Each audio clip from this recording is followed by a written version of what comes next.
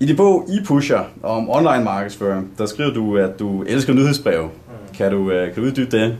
Jamen det kan jeg godt. Altså nyhedsbreve er sådan lidt internettets schweizerkniv. Altså det kan bruges til utrolig mange ting. Altså det kan bruges til at sælge varer, det kan bruges til at brande, det kan bruges til at holde kundekontakt ved lige og så videre, så videre. Det er et fantastisk redskab, hvis man sælger mere komplicerede varer for eksempel. Altså der er mange, der søger på Google efter noget, måske kommer ind på en helt anden hjemmeside, der omhandler noget andet, og står måske ikke lige klar til at købe en ting til $1000, men er interesseret. Så er det, at man kan få dem til at for eksempel abonnere på et nyhedsbrev, så man kan holde den kontakt ved lige og så videre. Ikke?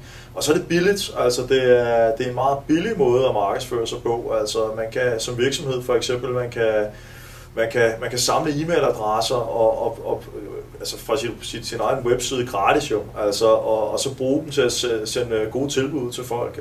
Og gør man det på den rigtige måde, så kan man få en enorm effekt ud af det. Altså når jeg har et nyhedsbrev, der kommer ud til nu over 15.000 mennesker, og altså, jeg kan med en enkelt udsendelse sådan en nyhedsbrev, der kan jeg sælge 200-300 billetter af 1000 kroner stykket til et foredrag, jeg holder for eksempel med nogle forskellige mennesker. Ikke? Det vil sige, altså jeg har flere gange lavet omsætning på 200-300.000 kroner ved en enkelt nyhedsbrevsudsendelse. Altså, havde jeg skulle henvende mig til de samme mennesker på anden vis, havde det jo kostet mig kassen. Altså skulle jeg sende, lad os bare sige, direct mail ud til 15.000 mennesker, så havde det jo kostet 150.000 kroner mindst, altså i porto og tryk og besvær, og nok også mere. Altså det har måske også nærmere kostet 200.000.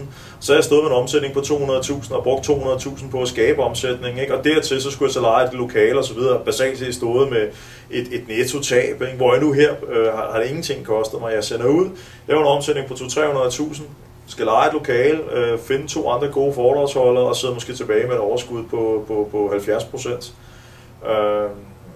Jeg har flere gange, altså mit nyhedsbrev er for mig et af de aller vigtigste ting. Altså jeg vil hellere miste mit hus end mit nyhedsbrev, fordi det er det, jeg bruger til at kommunikere med min målgruppe. Altså når man har 15.000 mennesker, der interesserer sig for de produkter og de ting, jeg går og laver, så har jeg jo en fantastisk mulighed for at sælge alle mulige produkter til målgruppen. Og det gør jo også, at min bog ePusher, som du så venligt omtalte, jamen altså via min nyhedsbrev, som har klart har været den største driver til salg af den, der har jeg solgt, jeg har solgt små 1.700 eksemplarer, 1.500 kroner stykket.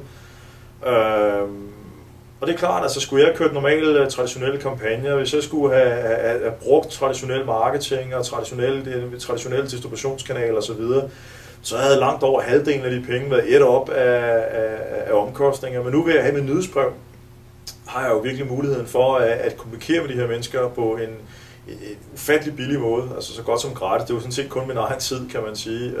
Og så nu får jeg så nyhedsbrevssoftwaren sponsoreret, der er jeg jo heldig, men altså selvom det ikke var tilfældet, så ville det jo stadigvæk være en brøkdel af, hvad bare frimærkerne ville koste. Så nyhedsbrev er en utrolig billig måde at markedsføre sig og holde sine kunderelationer ved lige. Man skal bare sørge for at gøre det på den rigtige måde.